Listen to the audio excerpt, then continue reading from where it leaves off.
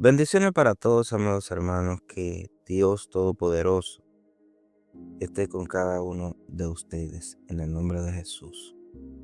Hoy nos toca analizar el último salmo de los que son atribuidos a Asaf.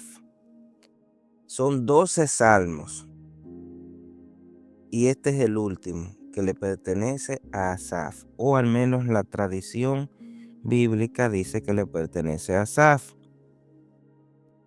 Y él se despide con un lamento muy urgente. Hay una urgencia. Usted cuando entremos al estudio del Salmo, usted se va a dar cuenta que Asaf está lamentándose y que está pidiendo de manera urgente a Dios su intervención. Este salmo es profético, porque, y también es un poco triste y desgarrador. ¿Por qué? Porque si usted se da cuenta a lo largo de la historia bíblica y la extra bíblica, Israel siempre ha experimentado una amenaza existencial. Israel siempre ha tenido enemigos que han querido borrarlo de la faz de la tierra. Se juntan las naciones con el único propósito de destruir a Israel. Y no simplemente es de que conquistar el territorio de Israel, no. Cuando tú atacas a Israel, el objetivo, los enemigos, el objetivo fundamental es borrar por completo el nombre y la memoria de Israel de la faz de la tierra. Y cuando tú estás haciendo eso, tú también estás afectando en cierta manera el nombre de Dios. El nombre de Dios. Entonces, si usted chequea la Biblia, usted se va a dar cuenta de la cantidad de veces que Israel sufrió ataques con el objetivo de destruir a Israel y de destruir el nombre de Dios. Eso está en la Biblia. Ciertamente Israel ha caído en transgresiones, en pecado en muchas ocasiones a lo largo de la historia bíblica y la historia extrabíblica.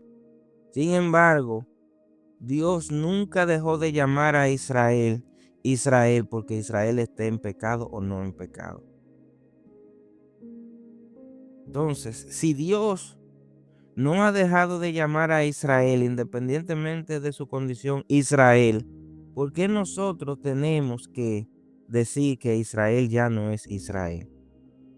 Esos son, cuando usted analícelo y tenga cuidado con eso, porque bíblicamente hablando, ni en el Antiguo ni en el Nuevo Testamento, Israel deja de ser Israel. Y no importa lo que crean o no crean. Hay pactos que son condicionales, hay promesas que son condicionales y hay promesas que son incondicionales y hay pactos que son incondicionales, que no dependen de lo que Israel haga, sino de lo que Dios dijo. Al cristianismo le gusta hablar mucho de la gracia, que no depende de lo que tú hagas, sino de lo que Dios hizo y dijo. Pero sin embargo, a muchos sectores cristianos se le olvida la promesa de Dios con Israel. Y se le olvida que si usted es discípulo de Yeshua, también usted pertenece a Israel, al Israel de Dios en el mundo espiritual, como injerto. No como, no como el olivo natural, sino como un injerto. Y Pablo oraba mucho por sus hermanos judíos que no creían en Jesús. No por eso él dejó de amarlos, no por eso él dejó de decir que las promesas ya a ellos no le pertenecen. Pablo nunca enseñó tal cosa. Nunca enseñó tal cosa. Es más, Pablo lo que entró en el concepto de ceguera parcial. Ceguera parcial. Entonces vamos a entrar al Salmo. Salmo 83. Es una oración de guerra espiritual y física. Y le pide a Dios que Él no permanezca en el silencio mientras los enemigos conspiran. Entonces hay tres elementos o tres aspectos que nos ayudan a nosotros a responder la pregunta ¿para qué es útil este salmo? Cuando tú tienes momentos de opresión abrumadora, cuando tú estás rodeado de muchos problemas, muchas fuerzas espirituales, físicas, que aparecen para destruirte. Número dos, perdón, este salmo nos ayuda a entender el antisemitismo espiritual. Hay un odio histórico hacia Israel y no tiene que ser, no es solamente meramente político, sino es un odio en rebelión directa contra Dios y contra su pacto. Si tú atacas a Israel, hay muchos cristianos que están metidos en ese antisemitismo espiritual y eso es lamentable porque el antisemitismo espiritual, la teología del reemplazo y todo ese sistema que se ha construido atenta contra el pacto de Dios. El pacto de Dios atenta contra lo que Dios estableció. Entonces tú te estás constituyendo enemigo de Dios. Decir que Israel no es Israel, etcétera, hay muchas cosas que se dicen, te estás constituyendo como enemigo de Dios. Eso no quiere decir que yo esté de acuerdo con todas las cosas que se hagan o no en el Estado de Israel. Fíjense, inclusive hay muchos judíos que no están de acuerdo con muchas posiciones que están adoptando los líderes políticos del Estado de Israel. No por eso ellos dejan de ser judíos. No porque, por ejemplo, tú eres dominicano, yo soy dominicano, o tú puedes ser chileno, o tú puedes ser guatemalteco, pero no porque tú no estés de acuerdo con con el presidente y los líderes políticos, significa que ya tú vas a perder tu nacionalidad. Eso como que no tiene sentido. Y tercero, este salmo nos ayuda a orar para que el nombre de Dios sea vindicado. Usted se va a dar cuenta que el objetivo del salmo no es la destrucción, no es solo, o digamos que este salmo, Asaf está pidiendo por la destrucción de los enemigos. No, no, no, no, no. Asaf se está pidiendo que las naciones reconozcan que Dios, que el Eterno es el Altísimo. Ese es el objetivo de Asaf, fundamental. Vamos a leer los versos. Verso 1. Oh Dios, no guardes silencio, no calles, oh Dios, ni te estés quieto. Fíjense, Asaf está utilizando tres verbos intensos. En hebreo tenemos al-domi, al-teherash y al-tishkot. ¿Cuál es el objetivo? Asaf está en posición de ruego, de súplica, de que Dios hable y que Dios actúe. Porque Asaf sabe que la inacción divina, es decir, cuando Dios no interviene, ellos están en peligro inminente de ser destruidos. Esa es la mayor agonía para el creyente cuando Dios, tú sientes, tú no lo ves hablando ni actuando. Todos caemos en ese terror. Viene un terror sobre nosotros cuando tú ves que el peligro es inminente, que los enemigos están en la puerta y que Dios no te ha dado una sola palabra. Verso 2-3. Porque aquí que rugen tus enemigos y los que te aborrecen alzan cabeza. Contra tu pueblo han consultado astuta y secretamente y han entrado en consejo contra tus protegidos. Aquí hay un punto teológico crucial. ¿Cuál es? Los enemigos de Israel son en realidad enemigos de Dios. Fíjense que Asaf dice tus enemigos.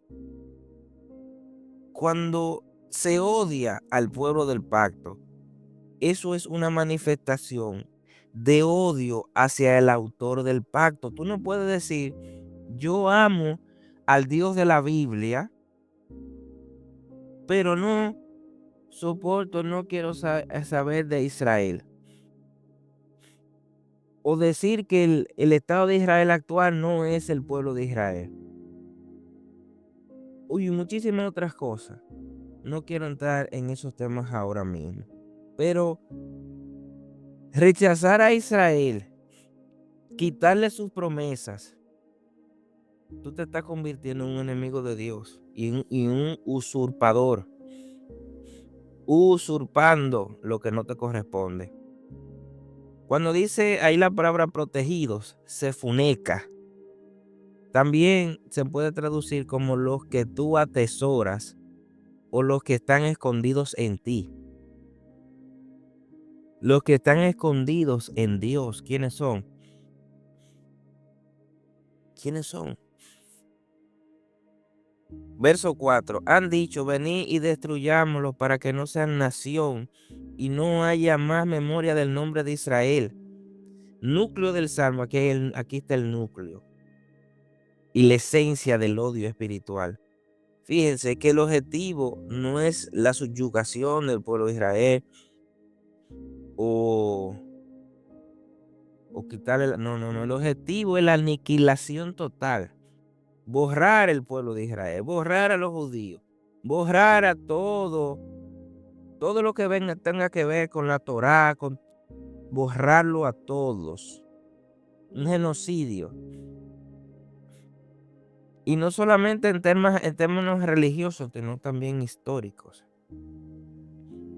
Y si borran a Israel, ¿qué significa eso? Si Israel deja de existir, ¿qué significa? Que el Dios de Israel no existe o que era un impostor. Que el Dios de la Biblia no es el verdadero Dios.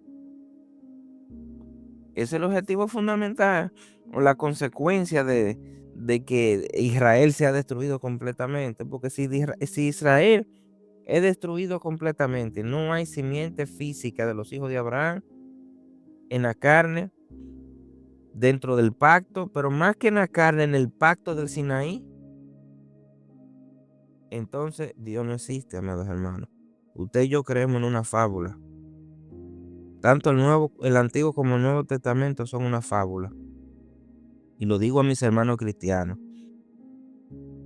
Si Israel deja de existir, si no hay nadie en el pacto del Sinaí, esto es una fábula lo que usted y yo estamos creyendo. Verso 5. Porque se confavoran de corazón a una, contra ti han hecho alianza.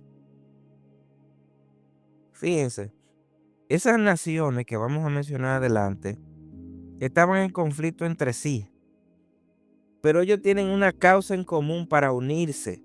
Y eso está pasando hoy, usted lo ve. Esas naciones que rodean a Israel, ellas se odian entre sí, la mayoría de ellas tienen un odio, no tienen compatibilidad, pero lo único que se ponen de acuerdo es para destruir a Israel. Hay una unidad en el odio y eso es recurrente. Usted lo lee en la Biblia también. Busque la Biblia y siéntese, usted se va a dar cuenta que muchas de esas naciones que atacaban a Israel eran enemigas entre sí. La mayoría de las veces eran enemigas, pero ellos tenían una causa en común que era destruir a Israel y ahí se hacían amigas para ese tema. Versos 6 y 8. La tienda de los edomitas y de los ismaelitas, Moab y los agarenos, Gebal, Amón y Amalek, los filisteos y los habitantes de Tiro. También el asirio se ha juntado con ellos, sirven de brazo a los hijos de Lot, Selah. Aquí se mencionan 10 naciones o grupos étnicos que rodeaban a Israel en los tiempos bíblicos: Edom, Amón, Moab y Amalek, que eran parientes lejanos de Israel, porque son descendientes de Saúl y de Lot, que se convirtieron en enemigos acérrimos del pueblo de Israel. Después tenemos los ismaelitas y los agarenos, eran tribus nómadas del desierto. Después tenemos Gebal y Tiro, que eran ciudades fenicias al norte, lo que se conoce hoy como el Líbano moderno. Después tenemos los filisteos en la costa, Gaza. Y después tenemos a Siria, que era el imperio emergente de aquella época, la superpotencia de aquella época, que era la que le daba el músculo, la fuerza a esa coalición de enemigos. Le daban armas, recursos para que atacaran a Israel. Entonces, Israel está siempre rodeado por enemigos, sur, este, oeste y norte. Y cuando te dice el salmista aquí, Selah, te está diciendo a una pausa y consideremos la inmensidad del problema que tenemos, una amenaza terrible la que el pueblo de Israel siempre ha tenido. Versos 9 y 10. Hazle como a Madián, como a Císara, como a Javín en el arroyo de Sison, que perecieron en Endor y fueron hechos estiércol para la tierra. ¿Qué estás diciendo, Asaf, aquí? Bueno, tenemos una amenaza inminente.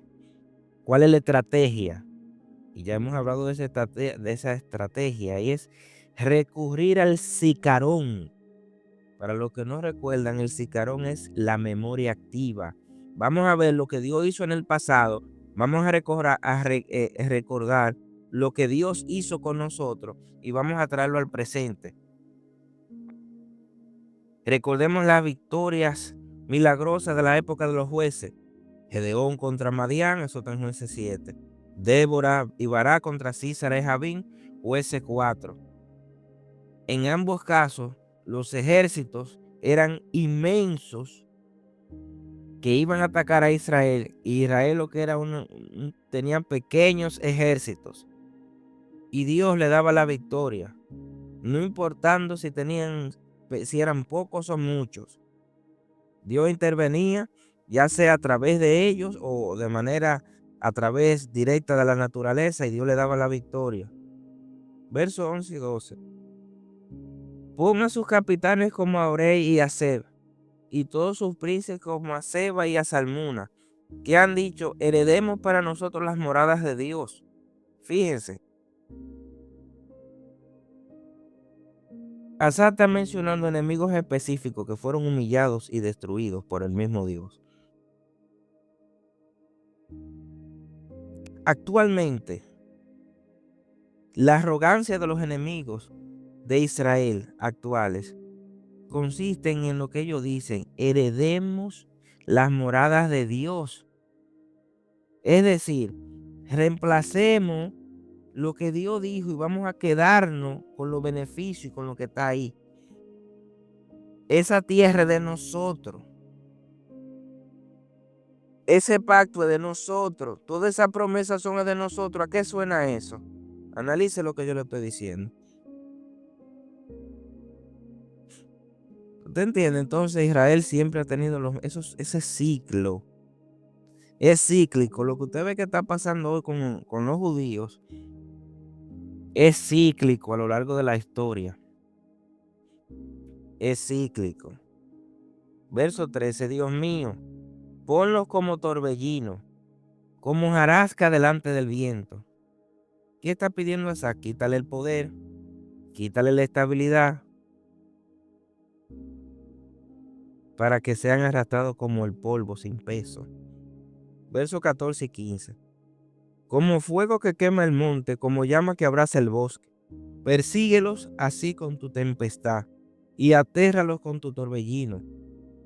Aquí tenemos una imagen de juicio del fuego consumidor de Dios. Como el fuego se propaga, como un incendio se propaga en los bosques rápidamente y destruye todo a su paso, Asaf está pidiendo que la justicia divina alcance esa coalición de gente, de pueblos, naciones malvadas. Pero fíjense que el propósito no es solo castigar, sino aterrorizar. Fíjense, se está pidiendo aterrorizar. Verso 16. Llena sus rostros de vergüenza para que busquen tu nombre, oh Eterno. ¿Cuál es el corazón del salmo? ¿Qué Asaf, en el corazón de Asaf, qué es lo que hay? El objetivo final de la venganza y de la humillación, o cómo lo digo, vamos a leerlo. Dice: llena sus rostros de vergüenza para que busquen tu nombre, oh Eterno. Cualquiera que lo le dice, bueno, Asaf lo que quiere es venganza, sangre quiere Asaf, diríamos, pero no. Si tú lo lees, tú te das cuenta que todo esto, que en el corazón de Asaf, lo que hay es que Asaf quiere que a esas naciones vengan en arrepentimiento Y que ese arrepentimiento, esa vergüenza que caiga sobre ellos debido a su derrota, sirva para que regresen a Dios, para que reconozcan que el Dios de Israel es el Dios verdadero y que ellos también tienen que someterse y que Dios le tiene la puerta abierta a ellos, también para sanarlos. O sea, Asán no quiere ver sangre, no quiere ver venganza. Ay, esta vez mira. No, Asán quiere que esa gente a través de ese juicio vengan a arrepentimiento y reconozcan quién es el Dios verdadero. Versos 17 y 18. Sean afrentados y turbados para siempre, sean deshonrados y perezcan, y conozcan que tu nombre es el eterno, y tú solo altísimo sobre toda la tierra. ¿Qué está pidiendo Asaf? Que todos reconozcamos soberanía universal. Para aquellos que rehúsan buscar su nombre, para aquellos que rehúsan amar a Dios, va a venir un juicio y ese juicio va a destruirlos. Para todos aquellos que odien a Dios. Eso está en el libro de Apocalipsis. Todo el que se opone a la voluntad de Dios se convierte en su enemigo. Y el que se convierte en su enemigo, ¿qué le toca si no se arrepiente? El lago de fuego. El objetivo es que el mundo entero reconozca que Dios es el único Señor de toda la tierra. Ese es el objetivo en este salmo. Entonces, vamos a dejarlo hasta aquí. Medite en este salmo. Reflexione. Lea las Sagradas Escrituras. Pidamos perdón a Dios por cada cosa que nos ha llegado a la mente, a nuestro corazón, a nuestra alma, que no es conforme a su palabra. Y actuemos y caminemos en ella. Y tengamos cuidado con ese odio, ese antisemitismo, esa ignorancia bíblica que a muchos en ciertos momentos nos llega y que está hoy en día atacando mucho a muchos círculos cristianos.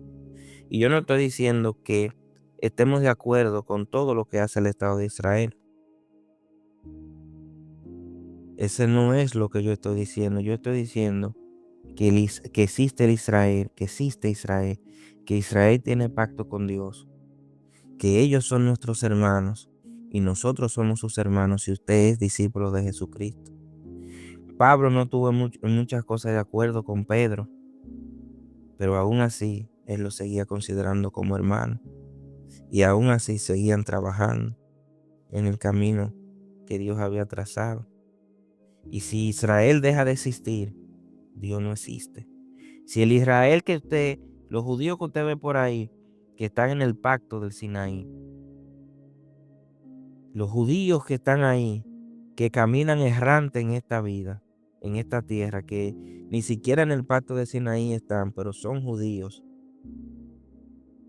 Si esa gente no caminara en esta tierra hoy en día, si nuestros hermanos judíos no caminaran en esta tierra, el Dios de la Biblia no es el Dios verdadero.